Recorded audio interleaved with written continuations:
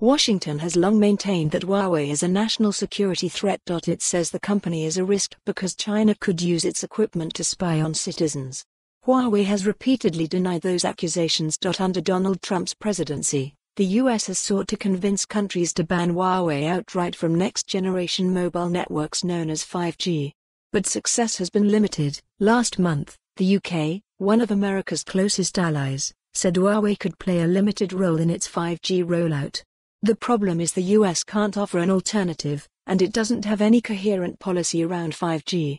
Recent suggestions from Washington have veered from the need to take controlling stakes in Ericsson and Nokia, Huawei's only two major competitors, to trying to back rival 5G architecture. It's not quite fair to say that the US doesn't have a dog in the 5G fight. Companies like Qualcomm and Intel will be a key part of making the chips for 5G, for example. But it is true that the US doesn't have a player that can offer an end-to-end 5G setup like Huawei can.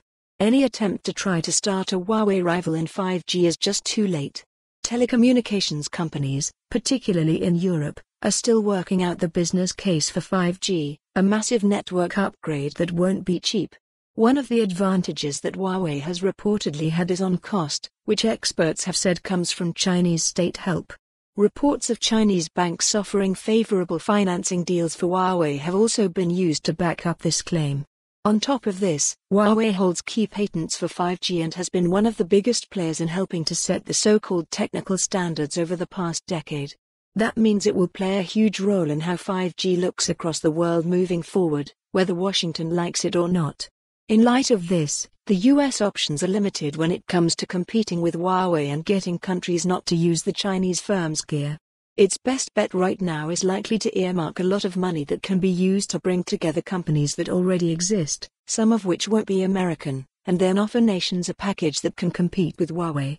For example, it could try to create an alliance between key US entities like Qualcomm and Cisco, and some other foreign vendors like Samsung, Nokia, and Ericsson. Then, backed by US state funding, it could offer a country a complete 5G package that excludes Huawei. That may be a near-term fix for the 5G era, but fundamentally the US will need to figure out what role it wants to play in whatever technology comes next. Main image credit, Getty. For more on this story, visit the news article link.